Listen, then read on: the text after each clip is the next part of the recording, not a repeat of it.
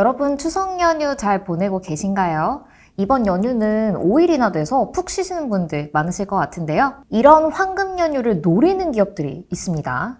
투자자들의 주목을 덜 받는 연휴 기간 직전 장 마감 후에 이때다 하고 주가에 악재인 공시들을 올리는 조금은 얌체 같은 기업들이에요. 뭐 소송이 걸렸다든가 계약이 해지됐다든가 실적이 안 좋아졌다든가 하는 내용들인데요. 올리고 나서 며칠 동안 장이 쉬니까 사람들의 기억에서 희미해지기를 바라는 거죠. 매년 설, 추석, 연말연시에 올라오는 이런 악재성 공시들을 올빼미 공시라고 부릅니다. 밤늦게 불쑥 올라오는 경우가 많거든요. 그래서 오늘은 연휴 전 어떤 올빼미 공시들이 올라오는지 한번 살펴볼 건데요. 연휴가 시작되기 전날인 2월 8일 장 마감 후 저녁 늦게 올라온 공시들 한번 같이 보시죠.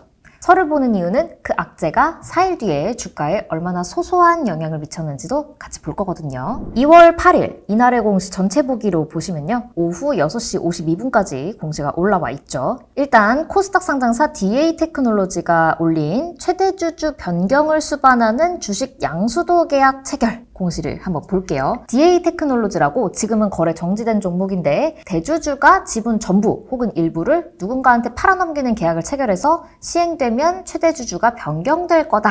이런 뜻의 공시입니다. 지금 공시를 보시면 양수인이 오하라는 기업이에요. 기존 최대주주 이종욱 당시 대표한테 지분 6.68%를 사면서 회사를 넘겨받기로 했는데 지금 최대주주 법인에 관한 사항 한번 볼까요? 보면 자본 총계 마이너스의 단기 순손실까지 얼핏 봐도 재무 상태가 건강한 기업은 아닐 것 같은데 어디서 돈이 났을까요? 그렇지만 연휴 끝나고 개장한 2월 13일 주가는 3% 넘게 뛰었어요. 좀 이상하죠? 다른 거 볼까요? 엔지스 테크놀로지 여기는 몇 년째 거래 정지된 종목이라 사실 주가가 떨어질 일도 없긴 한데요. 지금 보시면 제목이 내부 결산 시점 관리 종목 지정, 형식적 상장 폐지, 상장 적격성 실질 심사 사유 발생 굉장히 길게 돼 있죠. 관리 종목, 거래소가 특별 관리하는 종목으로 지정되거나 최악의 경우 상장 유지해도 되는 기업인지 심사를 할 만한 악재가 생겼어요 라는 공시입니다. 이 공시 보시면 이런 내용이 있어요. 내부 결산 시점에서 최근 3, 4업연도 중 2, 4업연도에 자기자본 50% 초과 법인세 비용 차감 전 계속 사업 손실 발생이라는 내용이 있죠. 밑에 자세하게 되어 있는데요. 이 법인세 비용 차감 전 계속 사업 손실, 일명 법차손이라고 하는데 쉽게 말하면 기업이 지금 운영하는 사업에서 손실을 보고 있다는 거예요. 근데 이 손실 규모가 기업이 가진 돈, 자기 자본의 반을 넘는다. 그것도 최근 3년 중에 2년 동안 이러면 관리 종목 지정 사유입니다. 관리 종목이 된 상태에서 또 법차손을 크게 내면 상장 폐지 심사를 받는 거예요. 다른 것도 볼까요? 실적 악화는 대표적인 악재죠.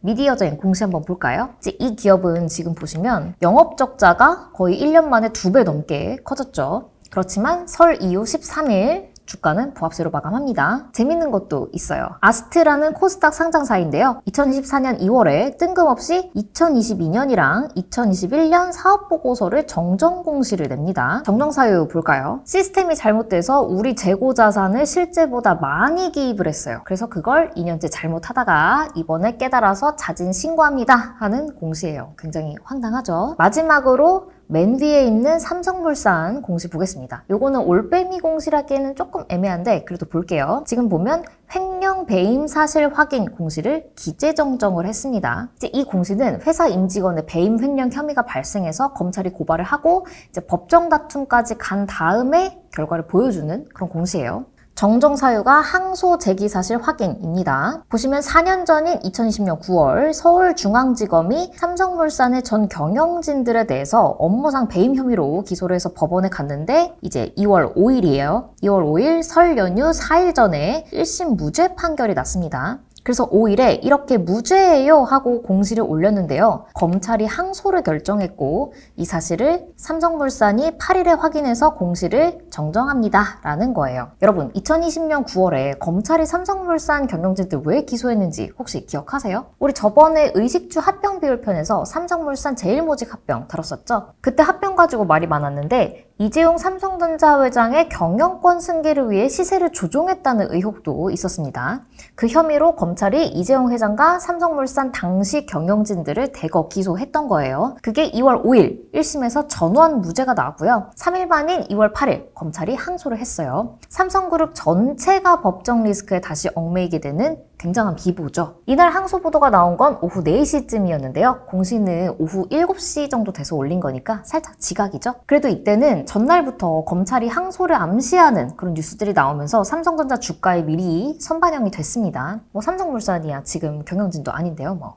올빼미 공시는 긴 연휴를 앞두고 거의 항상 발생해요. 그래서 한국거래소가 최근에 연휴 끝나고 장이 다시 열릴 때 카인드 거래소 공시 채널에 올빼미 공시를 다시 올려주기도 합니다. 그래도 이 올빼미 공시가 법적으로 문제가 되는 건 아니기 때문에 근절하기는 좀 힘들어요. 하지만 주가에 영향을 미칠 수 있는 악재를 은근슬쩍 지나가려고 하는 거, 주주 입장에서는 좀 괘씸하잖아요. 또 빠른 대응을 하지 못하면 손실을 보실 수도 있는 거고요. 그러니까 추석 연휴가 끝나고 다시 투자자로 돌아가시기 전에 공시를 꼭 한번 확인해 보세요.